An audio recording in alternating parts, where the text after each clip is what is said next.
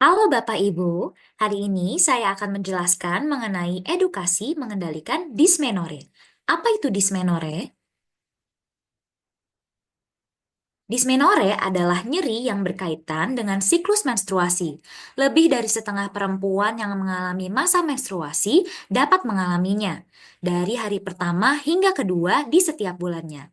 Biasanya rasa nyeri yang dirasakan bersifat sedang atau mild, tetapi bagi sebagian perempuan dapat sangat nyeri atau parah, sehingga dapat mencegah mereka dalam melakukan aktivitas harian yang normal dalam beberapa hari di setiap bulannya.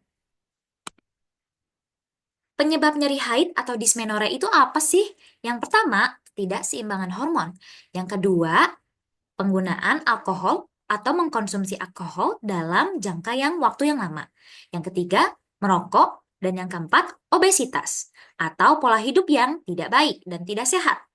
Lalu, di sini ada juga penyebab nyeri haid yang mana merupakan tanda-tanda berbahaya.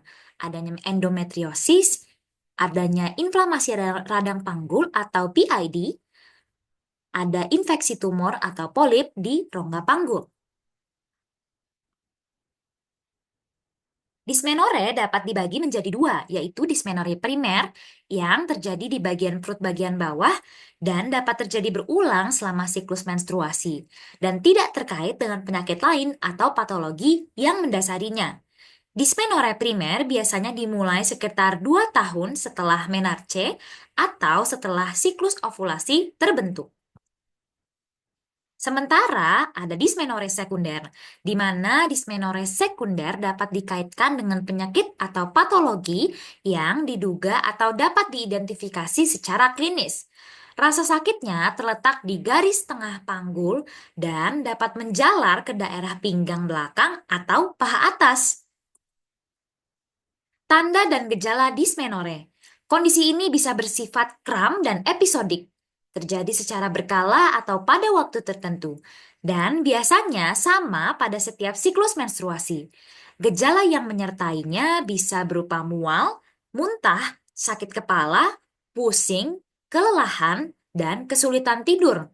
Lalu terdapat juga kram di perut bagian bawah, nyeri punggung bawah, nyeri menjalar hingga ke kaki, diare, kelemahan, hingga pingsan.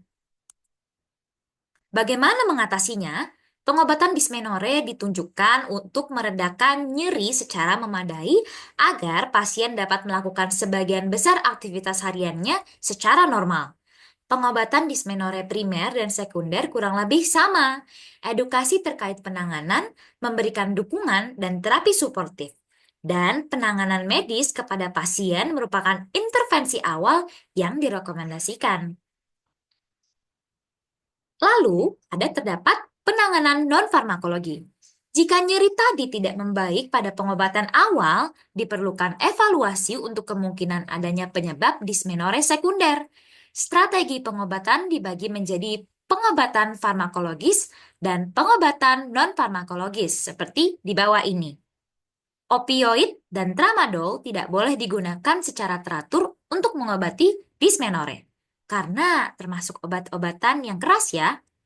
Nah, terapi non-farmakologi mencakup penggunaan kompres hangat, olahraga atau aktivitas yang teratur, dan diet sehat, terapi akupuntur dan transkutan, hingga stimulasi saraf secara elektrik dan konseling perilaku.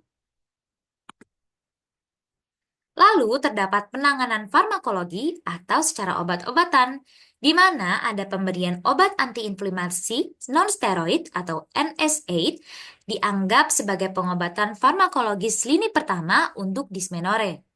Ada acetaminophen adalah pereda nyeri yang dapat menjadi alternatif bagi pasien yang tidak dapat mengonsumsi NSAID.